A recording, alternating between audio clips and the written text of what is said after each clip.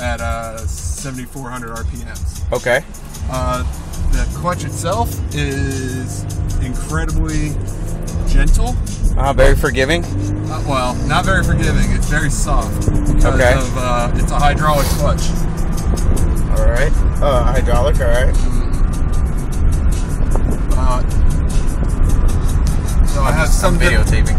Yeah, I have some difficulties with it if I'm below 1,500 RPMs with shifting through gear 1 and 2. Okay. It'll just start jerking, and the gas pedal's so sensitive that it just provokes the problem.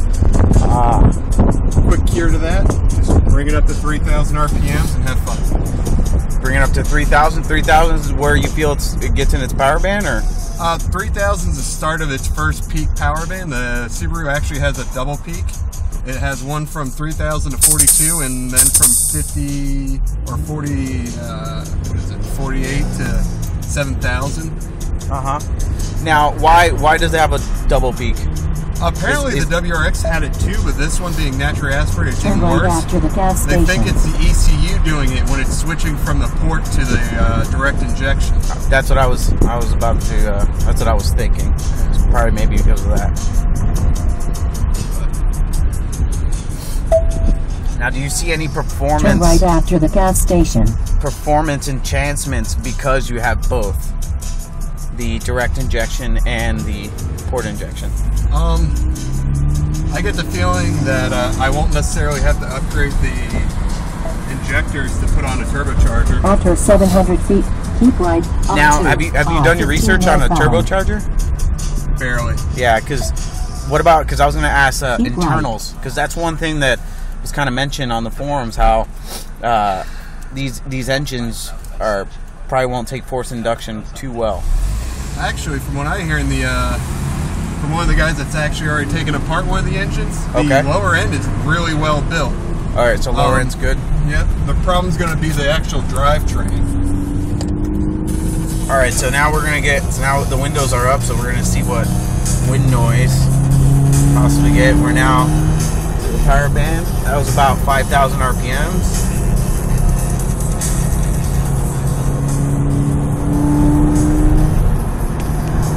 Sounds really good. Yeah, I would definitely like the sound around from about 5,000 RPMs up. The sound of the engine is great. Unfortunately, there's two resonators on the intake and on the exhaust that's feeding into the cabin. Okay. So I'd like it better if it was all natural. Yeah. And we have how many gears? 6 speed. I'm currently in 5th, running 4,000 RPMs at 70 miles an hour. Awesome. So very quiet ride compared to, let's say, like the Sky. You know, the Sky's a convertible top, so you're gonna get a little more wind noise than your normal hardtop. Other than that, smooth ride so far. The bolstered seats, really nice. They do have you tucked in. So have you chucked it into any corners?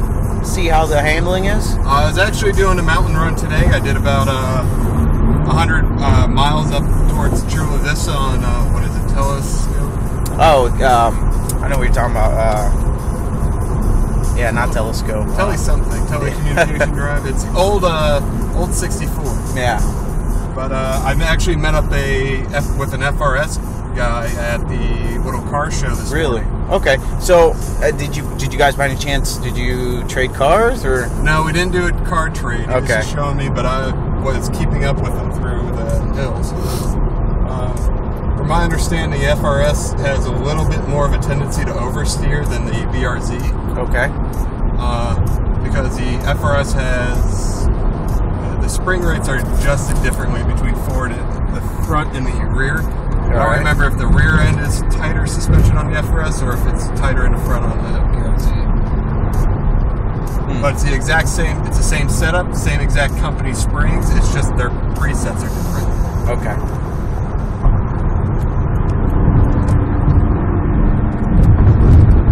This is what, currently 6th gear? Yes, 6th gear cruiser. Getting 6th gear cruising. Getting 34 miles to a gallon. 34 miles to a gallon. Yeah, that's a good something you bring up. It's good. On gas mileage, well, what are we looking at? I average right under 30, and that's with doing hard accelerations onto the highway and just driving it normal on the street. I will have to say that the range of the car is only about 275 miles between fill-ups. Oh, why? What size is the tank? I think it's 11, maybe a 12. It's definitely not the 14 that they advertise. At a little bit under a quarter a tank, I fill up usually about 10.5 to 11 gallons. 10.5 to 11 gallons, all right.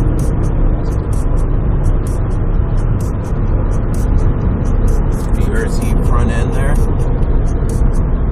It has those humps on the side, kind of like the Sky.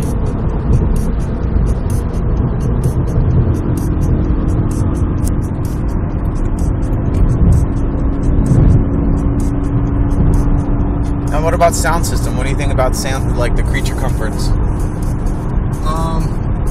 I like the sound system, but then again, half the time I turn the sound off and just listen to the motor.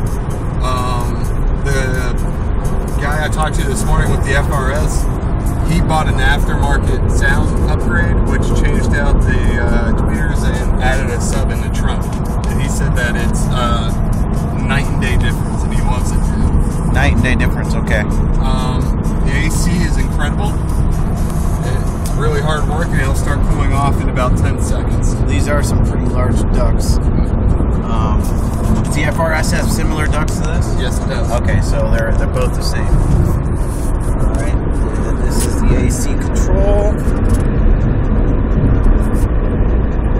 And different settings for the AC. Any other creature comforts that, I mean, obviously you have the navigation. Prepare to keep right at exit 32 after 2 miles. The navigation is integrated with the radio and all that. Mm-hmm.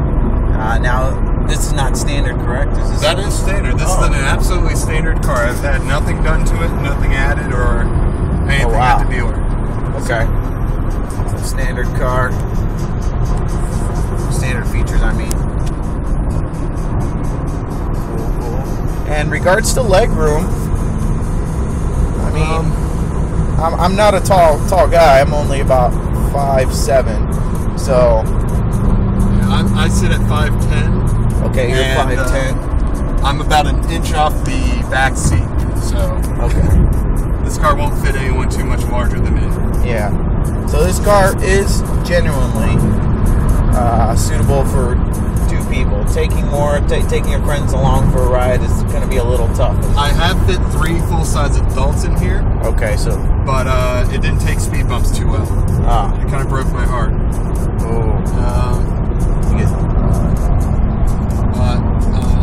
I wouldn't do that for a road trip. In half a mile, keep right at exit 32. I'm seeing that you have side impact airbags here. These are the mirrors. Sorry for the bumpiness. Keep right at exit 32. Yeah, the suspension is a little stiff in this car, so you do feel the roads. It's a good ride, though. Very good ride so far. Comfortable.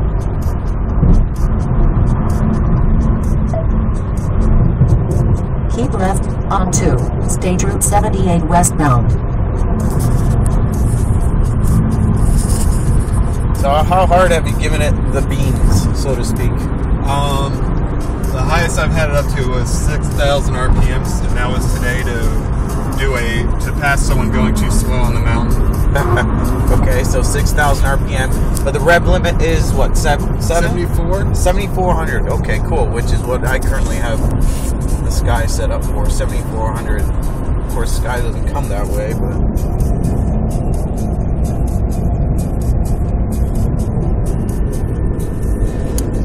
Center console.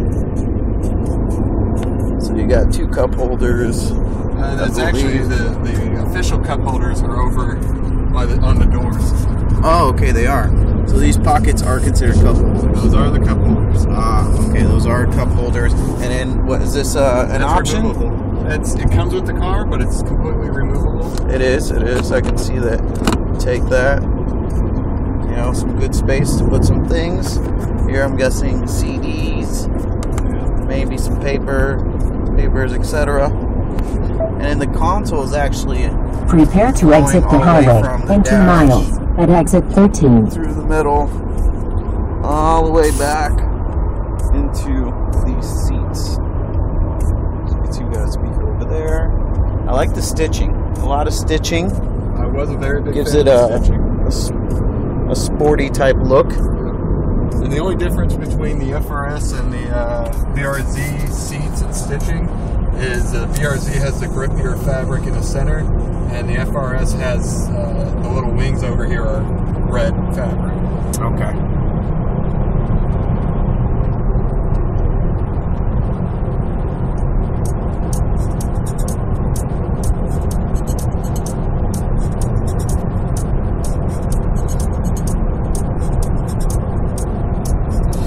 Is that right if I open the glove box? Cool. So here's the glove box. This is the size of the glove box. I'm not quite sure if you can see that with the sun. Alright, there we go. It's a good sized glove box. Definitely bigger than the Skies, that's for sure. And then of course this is the manual, correct? Mm-hmm. I have the manual here, etc. It's a fairly large manual, so some good information there on the car. Also, according to the something I found on the BRZ forums is that there's In half a mile, exit the highway at exit 13. There's an extra 12-volt connection located inside of there if you pull out the actual door. Oh, okay. So there's an extra 12-volt. That, Exit the highway at exit 13. A lot of people use that connection in there to wire up 4 lights. That's what they had used. Okay. But it doesn't have any current use in the car.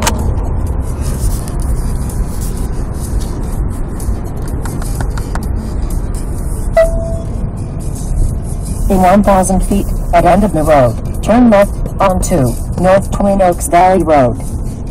Okay, so the dash itself is like a rubber type of material. At end of the road, turn left. It feels well made. Feels sturdy. The silver outline right here, kind of like plastic. There is some leather on the door. And leather. Oh, there is. Okay. So this right here, this finish right here, leather. Here we got some of the rubberized again, on leather over handle. Then we have our speakers down here. Okay. Do you know how many speakers does the current system come with? Is it like a 6 or? I think it's a 6 speaker system. What we got? 1 on each door. Yeah, we got 1 on each door, 2 up here, 2 over there. 2 tweeters. So that's 6. Oh, okay. Oh, wow. So another speaker up here with it, combined with the tweeter. Oh, we got a call coming in. Hello. Hey, that's it. So he has the Bluetooth system. So it does come with Bluetooth. Comes with Bluetooth. Yeah.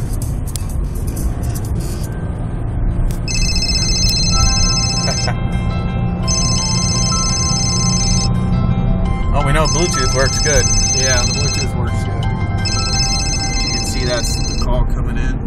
It's good. Seems like a very friendly interface.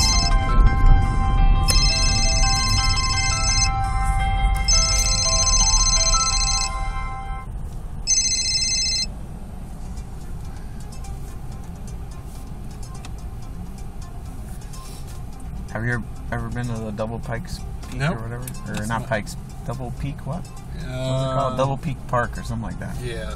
No, this is my first time out Okay. here. So, well, what is your reaction from everybody that sees this car? I mean, are they at all? I mean, do you see a lot of people? Have a lot of people coming up to you? Yeah, a lot of people come up to me. Most people don't realize that Subaru was coming out with this car also. Well, I think it's because Subaru's announcement of the BRZ was actually not that long ago. Oh, I mean, the FRS has been concept for I don't know how long, but it's been a few years now. Well, this project only started in 2008, and now they already have a production car. So really, on a time scale, this came out really quick. But most people, they'll say, I've heard that people thought this was an Aston Martin or just some other European style car. Those, I'm guessing, are average Joes. Those are the average Joes. And Aston Martin. Yeah. I get called an FRS a lot. Okay, so so you already get the whole mixed, you know. But at 2 meets already, I've met another FRS. And most people's consensus when they see both the vehicles parked next to each other is they like the BRZ more. Yeah. Well, the BRZ, from what I've seen from pictures, the BRZ different front bumper, correct? Different front and rear bumper. Rear bumpers, okay. I have HID lights. And, is that not an option in the FRS? No, that is not an option on the FRS, and it's standard here. Oh, okay. Wow. And I had some little LED lights that are on there, but those only come on when the lights are on. Mm-hmm. I know a lot of people are trying to convert that to a daytime lights. To daytime lights? Mm-hmm. Now, in terms of traction control, something like that, explain maybe a little bit of that. I actually haven't explored it yet without the traction control on. Okay. But with it on, it is very accurate. It doesn't come on unless the car actually needs it, and I mean, for a safety feature, it does its job. Mm-hmm. And I can actually get it to come on and through the first 3 gears. So. Now the traction control button is just one button, or is right it here? Oh, okay, right here. I have here. a sports version and a completely off. Okay, so it's a simple just press once. Just press once. Okay, cool. It's unlike the Sky, where the Sky only has one button. And it has multiple functions, but you have to either hold it for 5 seconds or 10 seconds, etc. No. Okay, so that's convenient. And then right here, I'm looking at, this is a USB interface. Yep, USB and the old school auxiliary interface. Oh, okay, cool. So you have both. Let me see if I can. Okay, so there it is. So you have the USB and auxiliary. Alrighty. And that, of course, is all tied together. The entertainment system. You got seat belts, everything back here. Prepare to turn right in half a mile. The navigation's actually been pretty dead on. I mean, has it led you astray yet, or? Once it couldn't get me to one of the in and out meets, and it got me within a city block. It just didn't have the address right. Oh, okay. A lot of people have been complaining online about it, but I haven't really had that much of an issue. It's been pretty accurate. It's real good at rerouting. 1,000 feet, turn right onto Double Peak Drive. Oh, there we go. Arrive at your destination on the left. Double Peak Drive. Take the next right onto Double Peak Drive. Then, arrive at your destination on the left. You will arrive at your destination on the left in 400 feet. You have reached your destination on the left.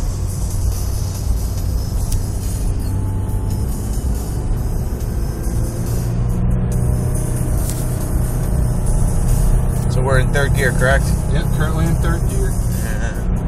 Going 40 miles an hour. And 3,500 RPMs. Smoothly making its way up to the floor.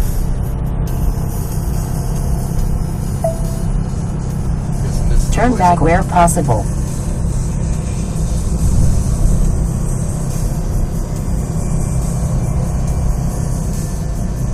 One thing I have to say is definitely in the lower gears, you can start feeling the torque slow the car down as soon as you let off the gas. Okay. Not a bad thing. I've used it to actually help me slow down coming up the highway.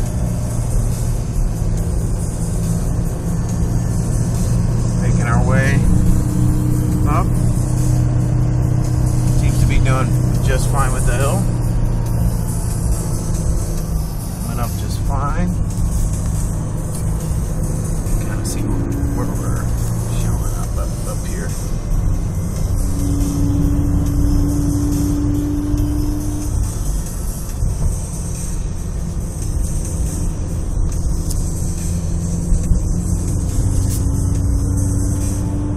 Still in third? Still in third. Okay. Not that the engine's bogging down, I'm just slowing Yeah. down for pedestrians. Alright. Oh, okay. There's a tree that we saw in the picture for the ad. I guess this is it. I believe so. Alright.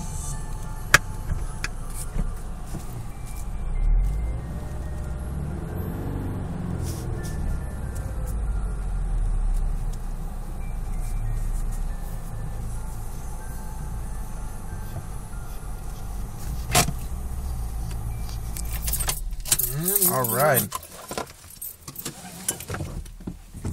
Take one last. Oh, as you can see, when I opened the door, the window slightly came down. I know that's a feature that's been around for years, but it's just something that I just want to notate everything about the car. Want to look under the hood? Oh yes. Oh, actually, that's a damn good idea. Take a quick gaze around the car.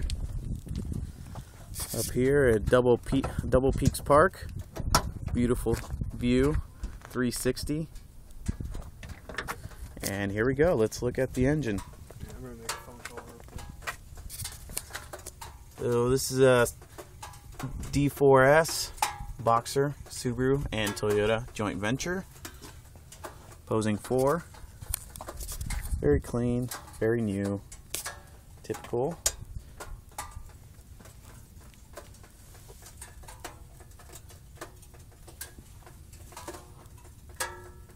Okay, well that's nice. You have your oil filter right there, very convenient.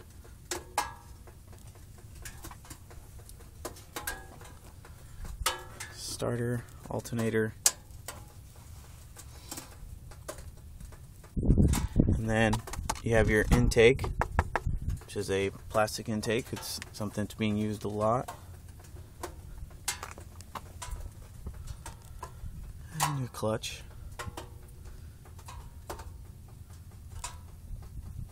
Clutch master cylinder. Batteries up front. Tucked away here in the left-hand corner. I don't know if you can see that, but that's the exhaust down there. This little tube right here coming off the intake is actually the first resonator I was talking about earlier. Okay. And this pipe goes all the way into the floorboard to the passenger side of the car. Oh wow. That pipe right there. Okay.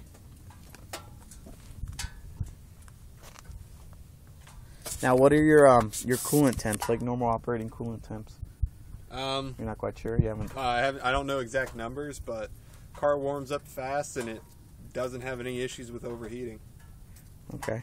Even with some hard driving. Even with hard driving. Okay. Cool.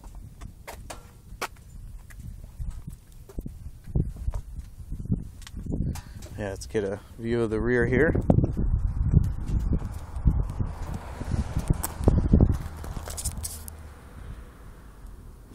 There it is. It's the rear of the BRZ. And Greg, I'd like to thank you for giving me this ride. Not a problem. So here at Double Park Peak, we're meeting up with some other friends and some other people here. So hope you guys enjoy the video. So thank you.